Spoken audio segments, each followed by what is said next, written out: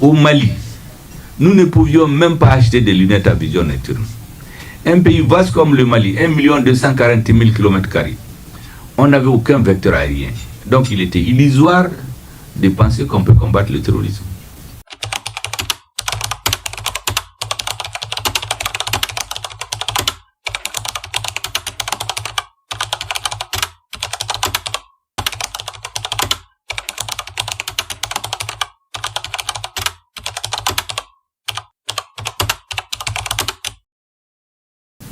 La similitude entre ce qui se passe au Sénégal et au Mali, je l'ai développé à certains moments. Il y a des personnes qui n'ont pas bien compris. J'ai expliqué que chaque peuple a son génie. Au Mali, les Maliens se sont organisés pour dire qu'ils n'en peuvent plus. Ils ne peuvent plus continuer. Nos soldats mouraient par milliers. Le terrorisme qui était confiné au nord du Mali, au bout de 7 ans, il a pris 80% du territoire. Il n'était pas au Bénin, au Burkina Faso, disons. Il n'était pas au Niger en 2013, lorsque l'opération Serval intervenait. En 2020, 80% du territoire malien était occupé par les terroristes. Le Burkina occupé par les terroristes. Le Niger occupé par les terroristes.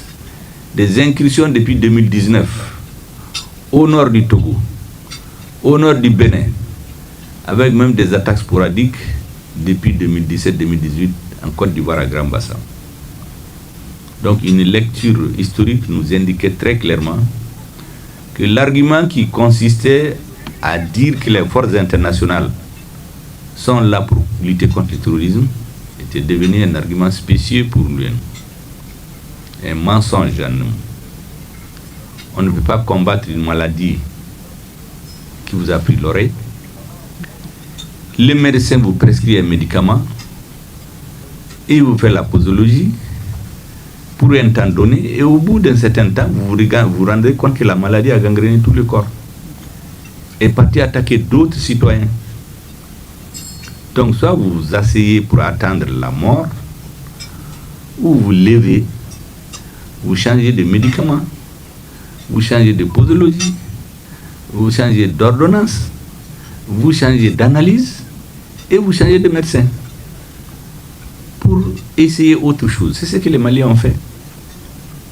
Les Maliens ont dit qu'on ne peut pas continuer à regarder notre pays en train de se déliter, à regarder le terrorisme en train de s'étendre sur les autres pays africains, avec à la clé une future désintégration de l'Afrique de l'Ouest. Il nous faut prendre le taureau par les cornes. Il faut reprendre nos destins en main. C'est ce que les Maliens ont fait. Ils se sont mobilisés, ils ont parlé, ils ont manifesté. Et au bout d'un certain temps, comme pour délivrer le peuple malien, certains membres des forces armées et de sécurité du Mali sont venus au secours pour arrêter la dérive. C'est ça l'origine de la transition malienne. Les militaires ne se sont pas levés pour quitter les casernes, pour venir prendre le pouvoir. Ils sont venus délivrer le peuple. Et au bout d'un certain temps, l'analyse étant approfondie, nous sommes arrivés à la conclusion qu'aussi longtemps que les Maliens ne prennent pas leur sort en main, le terrorisme va continuer à gangréner notre pays. Parce que nous avons compris très clairement qu'il y a des forces qui ont intérêt à la perpétuation, la propagation du terrorisme, pour maintenir nos pays dans un certain état d'évanescence de maladies sur 20-30 ans, en attendant d'avoir une génération qu'on peut vite manipuler, désintégrer les États africains pour faire des petites principautés ethniques qui vont être dans la guerre les uns contre les autres. On a connu ça à une période donnée de notre histoire. Et donc nous avons pris la décision de dire à toutes les forces internationales de quitter chez nous. Parce qu'on était arrivé à un moment, je vous dis, les soldats mouraient par milliers. Des villages entiers étaient détruits. Des récoltes détruites. Personne n'était plus en sécurité dans notre pays. À part la capitale où il y avait des cérémonies, on voyage, il n'y avait rien. Et le démantèlement du Mali était pratiquement très clair pour celui qui a un sens de l'histoire. C'est comme ça que les choses sont venues. Et quand les Maliens ont changé les choses, ils ont demandé un certain nombre de préoccupations qui doivent être prises en charge immédiatement. Premièrement, l'insécurité. Il faut combattre, il faut un retour d'un minimum de sécurité. La deuxième chose, le président le rappelait d'ailleurs ce soir à mon frère Sonko, les Maliens ont demandé des réformes de notre État. Notre constitution, ça fait plus de 20 ans. Tous les pouvoirs qui ont essayé de réformer ont abandonné en cours de route.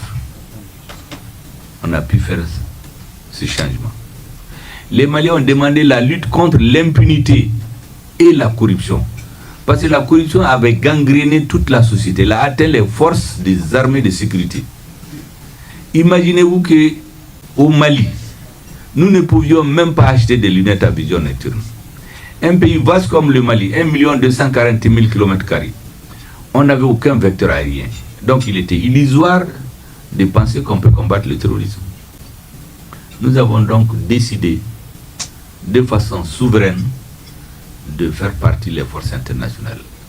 MINUSMA, Barkhane, Takuba, G5 Sahel, EUTM, ECAP et que sais-je encore. Il y avait des parties du territoire malien qui étaient interdites à l'armée malienne. Quand elle veut aller, on leur dit non, c'est la zone d'entraînement des forces étrangères, vous n'avez pas le droit. On apprend qu'il y a des terroristes qui ont attaqué les populations, l'armée ne peut même pas aller constater. C'est dans ces conditions qu'il y a eu le changement. Les Maliens ont demandé en fuite que l'accord qu'il y a eu entre les frères maliens du nord et du sud, il faut regarder l'accord, surtout que c'était prévu, le relire de façon à préserver un certain nombre de choses. La laïcité de l'État, l'intégrité du territoire, la souveraineté du pays sur l'ensemble du territoire national. Voici les circonstances dans lesquelles les changements interviennent au Mali. Au Burkina Faso, c'est un soulèvement militaire à cause de l'instauration du terrorisme. Là-bas, il y a pas de problème démocratique. Un président a été élu, une assemblée a été élue, tout marchait, j'allais dire normalement. Mais c'est l'insécurité. Après la mort brusque de plus de 50 militaires, plus d'autres bien sûr, les militaires se sont révoltés. Au Niger, c'était la même chose. Il y avait un président élu, il y avait une assemblée normale, mais les militaires mouraient par milliers aussi. Aucune perspective. Les populations ne peuvent pas manifester. Vous vous rappelez quand la force Barkhane a quitté le Mali, les Nigériens qui sont sortis manifester, celui qui dirigeait la manifestation, on l'a tué, brûlé dans sa voiture, on n'en parle même pas. Voici les conditions dans lesquelles les changements ont eu lieu. Donc, comme mon frère Sonko l'a dit aujourd'hui, il faut trouver les origines des changements au lieu de s'attaquer aux conséquences, autrement dit aux symptômes. Au Sénégal, il y avait théoriquement la démocratie. Mais aucune démocratie, je persiste et je signe, aucune démocratie normale ne permet de prendre des opposants, les chefs d'un parti et ses collaborateurs, les mettre en prison. En prison, 1000 militants du parti, tuer plus de 60 personnes, chercher à manipuler la justice, l'institution, la constitution pour préserver le pouvoir. La démocratie n'a pas dit ça. Mais le peuple sénégalais a trouvé son propre génie. A passé par son propre génie. Il a trouvé la solution.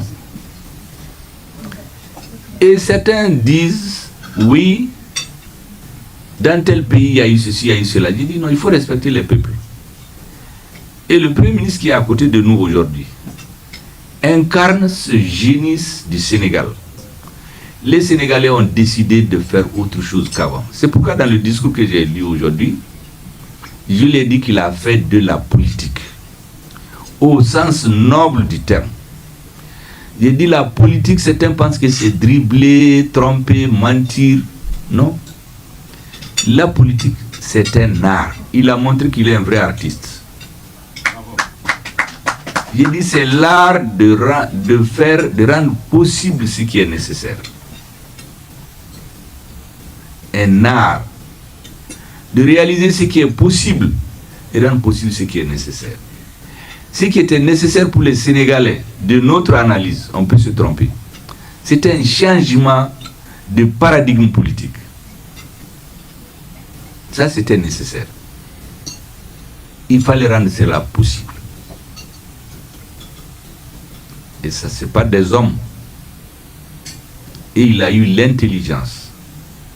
C'est ce que j'ai dit, la vision et la maturité stratégique de faire ce qu'on a rarement vu en Afrique. On a tout fait pour les éliminer. Les avocats, moi j'ai ici une note, j'ai déchiffré une conférence de presse de son avocat que j'ai pris pour mes futurs livres d'histoire.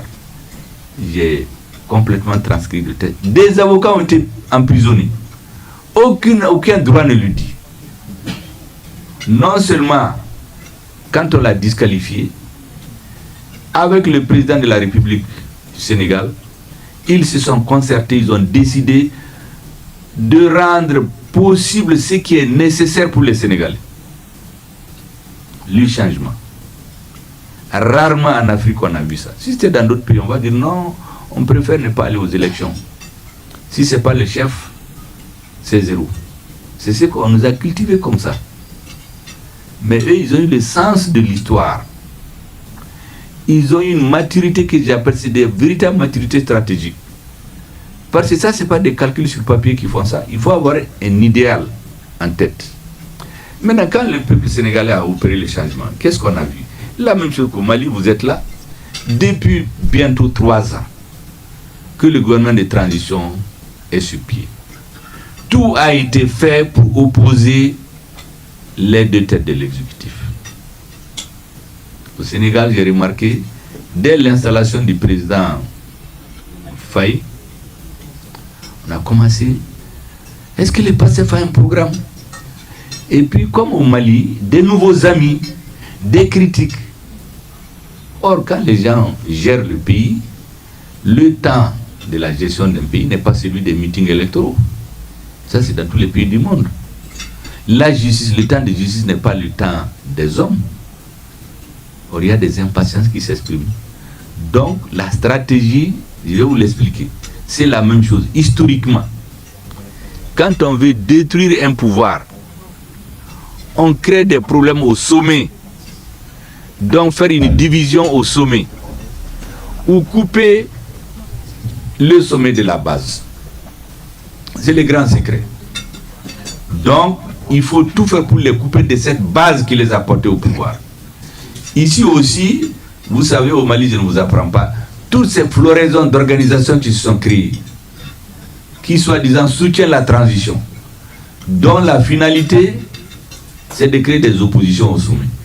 Est-ce que quelqu'un peut imaginer qu'il est bon, il travaille pour la marche du Sénégal, et sa mission c'est d'opposer, le premier c'est le président du Sénégal. Mais on a vu la même situation au Mali. C'est pour cela que je leur ai dit une maxime, j'ai dit ça dans une interview, on dit que l'opposition unie, le pouvoir divise. Et c'est sur ça que les adversaires vont travailler. L'antidote à cela, c'est de se parler régulièrement. Ne prendre aucune grande décision sans se concerter. S'ils font ça, les adversaires vont parler, ils vont s'étouffer. Et de toutes les façons, ils n'ont pas de choix d'ailleurs. Parce que j'ai l'habitude de dire à certains hommes politiques, il y a un proverbe en Bamana, on dit qu'on ne peut pas traverser un marigot où il y a des caïmans avec le courage d'autrui. On ne peut pas traverser un marigot où il y a des caïmans avec le courage d'autrui. Donc tout ce qui parle autour d'eux, c'est quand tout va bien. S'il y a des problèmes, il y a beaucoup d'amis qui vont disparaître. Donc ils se tiennent la main. Ici au Mali, je l'avais dit, le 4 juin 2021, avant que je ne sois Premier ministre, j'ai dit le chemin qu'on a emprunté, il faut que nos partenaires le sachent, doit nous conduire à regarder vers d'autres horizons. Mais que lorsqu'on aura emprunté ce chemin, nous allons rencontrer beaucoup d'opposition. Des puissants vents contraires, même des cercles de feu. Il nous appartient de nous tenir la main. Tous les Maliens, même ceux qui vont tomber, il faut les tenir les mains pour sortir de cette situation, pour arriver vers de nouveaux rivages. Ce défi-là, tous les gouvernements, tous les patriotes africains ont ça. C'est ce qu'on a au Mali, c'est ce qu'il y a au Sénégal, c'est ce qu'on a au Burkina, c'est ce qu'on a au Niger, c'est ce qu'il y a dans d'autres pays. Et regardez seulement l'appellation de leur parti. Les patriotes sénégalais.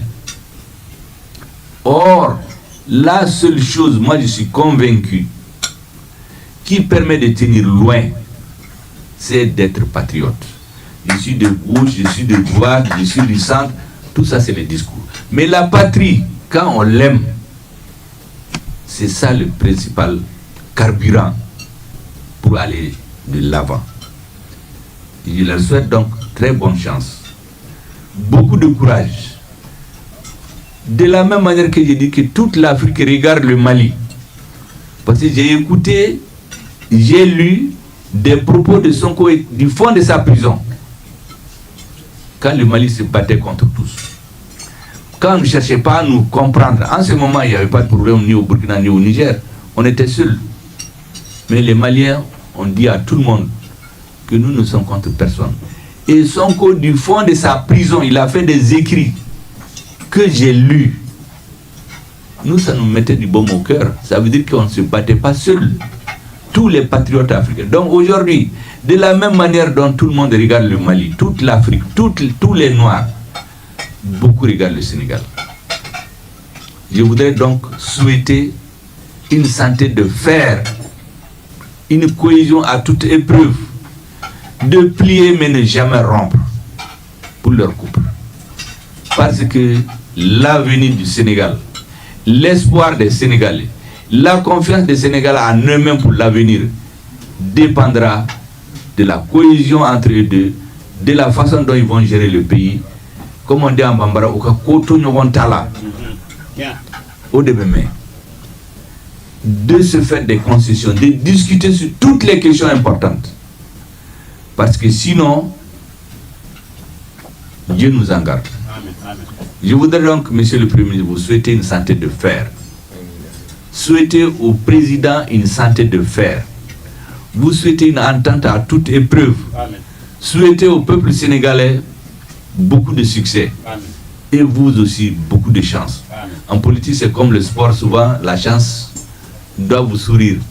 Quand par exemple il y a une bonne saison pluvieuse, les politiques sont contents, mais en fait ça c'est la chance, c'est un don de Dieu. Quand ça ne marche pas, on dit que c'est lui. Je leur souhaite donc beaucoup de chance, beaucoup de courage, beaucoup de lucidité et continuer à être stratège comme ils l'ont montré. Parce que c'est la stratégie qui manque aux dirigeants africains. C'est pour cela que dès qu'il y a une contradiction, on transforme ça en antagonisme. Regardez ce qui se fait autour de nous. La destruction des pays à cause de la mésentente des leaders. Je souhaite donc que tout aille bien au Sénégal. Le Sénégal et le Mali et d'autres pays sont des exemples que tout le monde regarde aujourd'hui. Monsieur le Premier ministre, je vous souhaite très bonne chance et grand salut à tout le peuple sénégalais et vous dire que votre réussite sera la réussite des Africains, comme nous pensons que notre réussite, ça serait la réussite des Africains. Merci beaucoup. J'ai été long, mais c'était nécessaire. Merci. Merci beaucoup, Monsieur le Premier ministre, Monsieur les ministres et collaborateurs ici présents, et tous les invités. Il y a les dames ministres aussi, Monsieur et dames les ministres, donc. Absolument. Je vous transmets une fois de plus mes salutations. Alors, je devrais bouder le temps de consommer ma salade, parce que j'ai vu M. Sonko en train de consommer, il ne nous a pas attendu. Et mon ministre de la Défense ne m'a pas défendu, il a consommé. Mon chef de protocole, en tout cas, mon conseil diplomatique n'a pas été diplomatique aussi. Parce qu'un diplomate attend d'abord son patron. Alors, mais je ne vais pas être long. Je me réjouis encore de ma présence ici avec toute ma délégation. Cette escale, il fallait la faire, au-delà de l'aspect symbolique, pour matérialiser, s'il en est encore besoin, cette excellence dans la relation entre nos deux pays. Mais à titre personnel, réitérer tout mon attachement à cette terre malienne. Je crois que notre artiste a chanté Ismaël Lo. Ça m'a fait frissonner parce que hier à Kigali, lors du dîner également, un artiste, je crois rwandais, je ne suis pas sûr, a chanté la même chanson. Bravo. Et exactement la même heure presque. Oui. Ceci montre un peu que la culture a devancé la politique dans notre volonté d'unir l'Afrique dans sa globalité, mais surtout à travers les segments concentriques que sont les espaces sous-régionaux. Nous avons encore beaucoup de travail à faire. Et l'autre aspect assez symbolique, vous l'avez rappelé, monsieur le présentateur, c'est cette kora. Cette kora qu'on retrouve chez moi à Casamance, avec le très grand griot, mandeng, qu'on retrouve en Guinée, dans les deux Guinées d'ailleurs, en Gambie, au Mali et un peu en Mauritanie. C'est des symboles très forts de la transversalité des peuples à travers les différents pays, indépendamment du saucissonnage que la colonisation a réussi à imposer. Et c'est important pour nous. Monsieur le Premier ministre, vous avez beaucoup développé sur les enjeux et les défis qui nous interpellent tous. Je peux vous assurer que pour le cas du Sénégal, effectivement, et ça ne date pas de maintenant, la politique va avec cela, c'est toujours des manœuvres pour diviser. C'est des manœuvres d'abord souvent internes, intérieures aux organisations. Elles sont aussi exogènes la plupart du temps, mais qui ne posent pas de problème particulier pour le Sénégal. Je peux vous en donner une assurance que s'il plaît à Dieu, ce qui posera problème ne viendra pas s'il devait y avoir problème, parce que ma conviction c'est qu'il n'y en aura pas, mais ça ne viendra pas des relations qui existent entre le président de la République et moi-même. Nous sommes conscients des enjeux et nous nous sommes beaucoup battus. Nous y avons laissé beaucoup de plumes, individuellement comme collectivement. Vous l'avez rappelé, des vies humaines ont été perdues, des carrières ont été brisées, des foyers ont volé en éclats. Et chaque jour qui se passe, nous avons cela comme point de fixation que nous devons réussir pour honorer tous ceux-là qui sont battus au nom de la patrie. Vous l'avez rappelé, notre parti, en fait, ne s'appelle même pas Patriote du Sénégal, c'est Patriote africain du Sénégal. Pourquoi? À la création, c'était Patriote du Sénégal. Et il y a 2 ou 3 ans, nous avons modifié pour faire Patriote africain du Sénégal. Et notre souhait, c'était qu'il puisse germer un peu partout en Afrique des partis patriotiques. Parti patriotique du Mali, Parti patriotique africain du Mali, Parti patriotique africain de la Côte d'Ivoire, ainsi de suite. Ce qui existait dans le temps d'ailleurs, avec d'autres formes de partis, les PAI, ainsi de suite, RDA, RDS, etc. Et c'est pour mettre l'accent sur une préoccupation fondamentale chez nous, le panafricanisme. C'est extrêmement important. Le patriotisme étant le soubassement, vous l'avez dit, nous ne croyons pas tellement à toutes ces doctrines politiques importées où on nous parle de gauche, de droite, de socialisme, libéralisme, communisme. Je crois que vous avez été plus ou moins de gauche. Nous pensons qu'il faut réfléchir sur une idéologie africaine qui correspond à nos réalités. C'est pourquoi il y a quelques années, nous avions lancé d'ailleurs à Niamey ce qu'on a appelé l'International progressistes africaines, avec quelques partis, il y en avait un du Mali d'ailleurs, mais ça n'a pas prospéré malheureusement. Mais tout ceci pour dire notre attachement à cet objectif de réaliser d'abord des cadres qui réunissent les Africains, mais de réfléchir par nous et pour nous exclusivement. Après, les gens peuvent nous cataloguer, certains disent que nous sommes de gauche. Je leur dis, c'est M. Prudhomme qui faisait de la prose sans le savoir. Certains disent que nous sommes de droite. Les Occidentaux aiment bien dire que nous sommes des panafricains de gauche. Comme eux, ils aiment cataloguer et créer des concepts. Mais nous sommes des pragmatiques. Toute idée bonne pour le peuple sénégalais est à prendre, qu'elle soit de gauche, de droite, du centre, démocrate, chrétien, islamiste ou je ne sais quoi encore. Ce qui nous intéresse, c'est à la fin de la journée, est-ce que ça a été bon pour le peuple sénégalais? Et c'est ça notre véritable idéologie. Monsieur le Premier ministre, j'ai beaucoup parlé de patriotisme, qui n'est pas nationalisme. Et pour moi, le patriotisme doit forcément être africain, puisque nos destins sont liés. Il se trouve que, par le fait de l'histoire que nous avons subie, et c'est pourquoi cette année nous avons décidé de célébrer pour la première fois et de faire une très grande célébration de l'événement de Thiaroye 44, qui a vu l'exécution lâche par la France de soldats africains, même si ils portaient le nom de tirailleurs sénégalais, ils étaient loin d'être tous des Sénégalais. Je ne crois pas que les Sénégalais étaient les plus nombreux d'ailleurs. Ce devoir mémoriel qui nous incombe à tous de pouvoir expliquer à nos enfants ce qui s'est passé dans nos relations avec le reste du monde, aussi loin qu'on puisse remonter.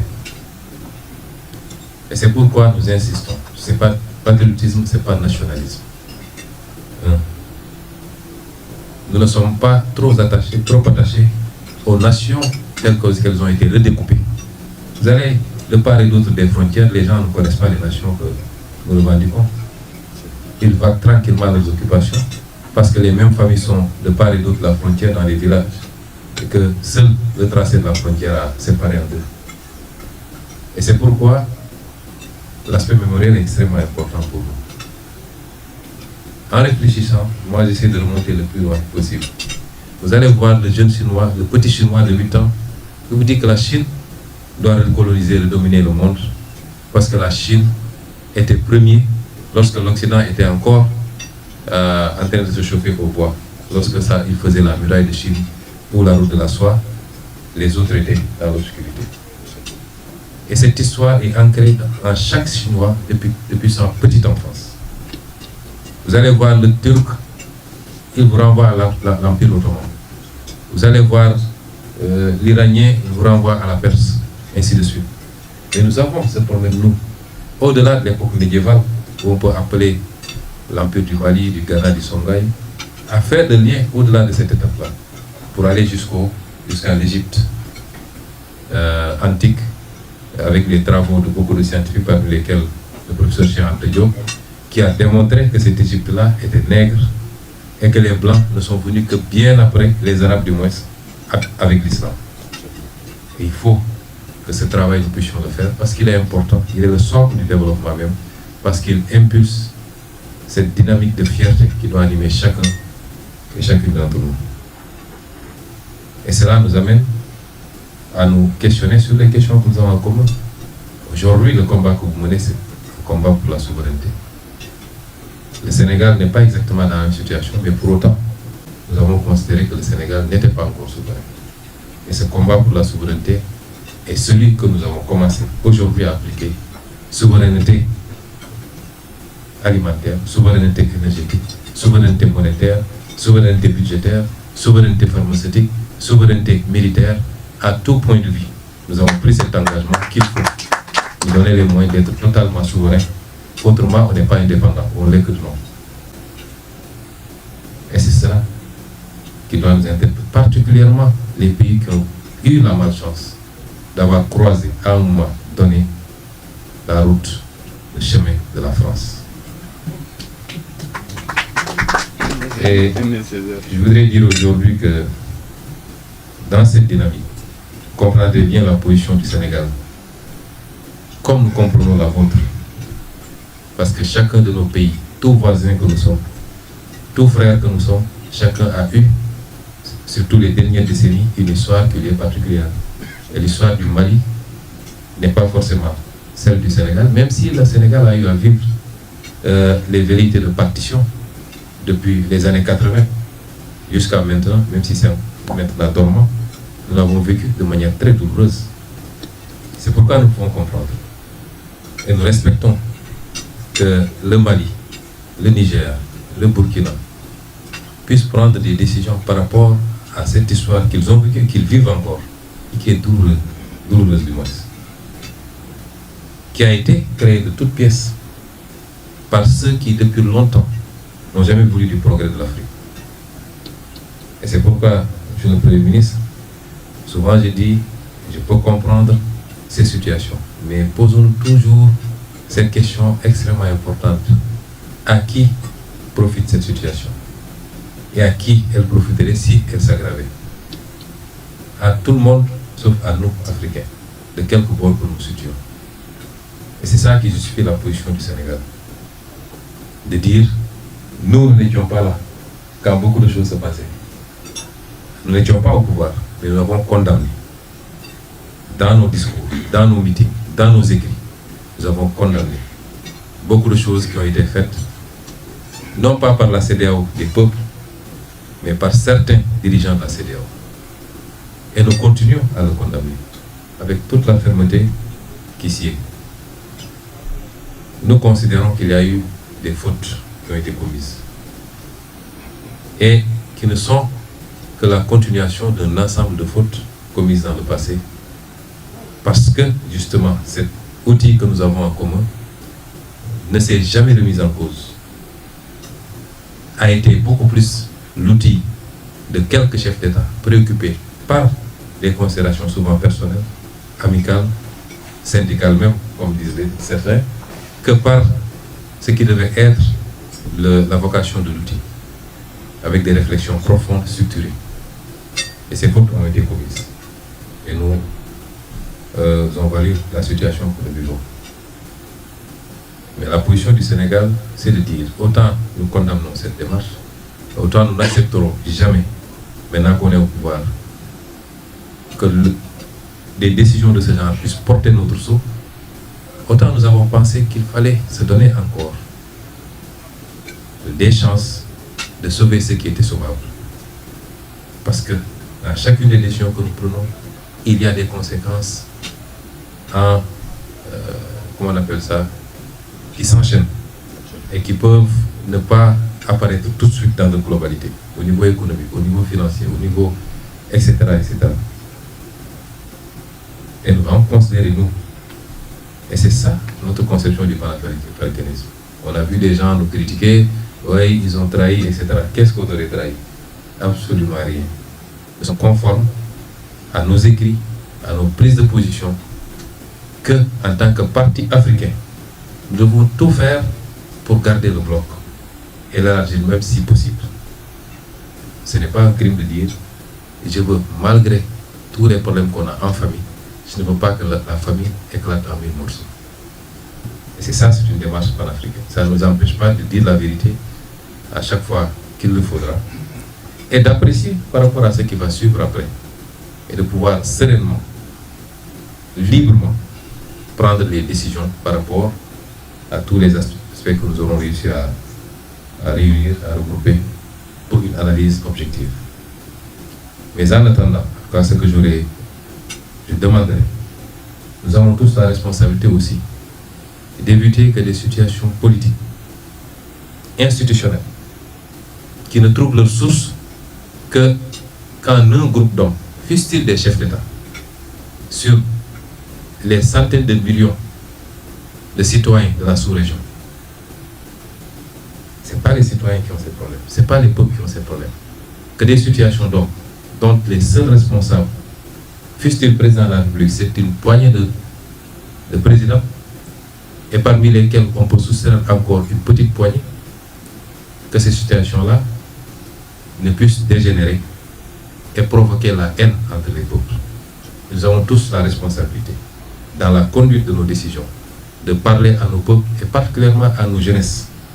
Parce que ce que je vois de temps en temps dans les échanges, même sur les réseaux sociaux, c'est pas ça l'Afrique de l'Ouest.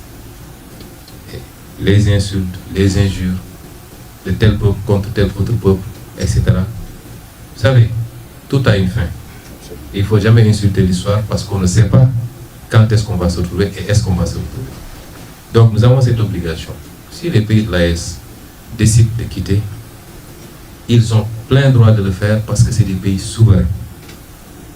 Les accords de la CEDEAO ne lient pas les gens de manière inaliénable. Donc, s'ils décident de le faire, c'est leur plein droit.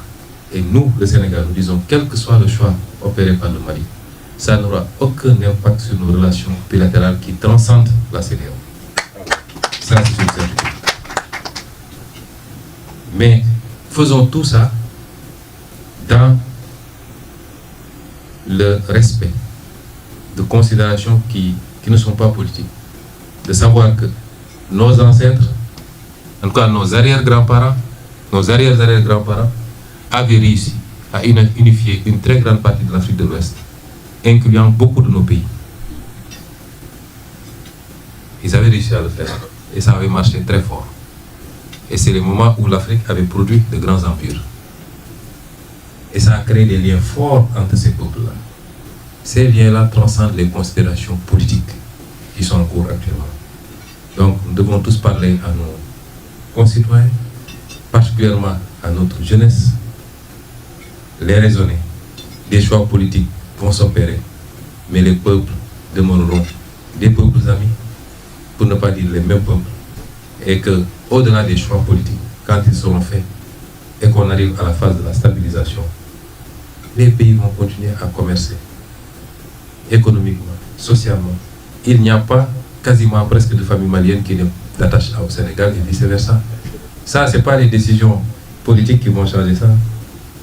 Personne ne pourra interdire au peuple des deux côtés de se fréquenter, de vivre ensemble, de continuer à faire les choses ensemble. Et c'est extrêmement important à mon avis. Nous ferons ce que nous avons à faire de notre côté, mais chaque leader doit faire ce travail-là pour que ça ne se transforme pas en animosité qui risque d'être difficile après à rattraper entre nos différents peuples. Voilà ce que je voudrais dire pour conclure, me féliciter encore de cette rencontre, de cette escale qui nous a permis de partager ces moments forts, remercier son Excellence le Président Goïta pour son accueil, mais également ses mots sages, et vous dire, en ce qui me concerne moi, même si le Mali mettait, je crois, dans certains pays, on met des, comment on appelle ça, les boucliers de missiles là, pour que les gens n'interviennent pas. Même si le Mali mettait un bouclier de fer pour qu'on ne vienne pas, moi je viendrai au Mali. Et personne ne m'empêchera de venir. Je vous remercie de votre attention.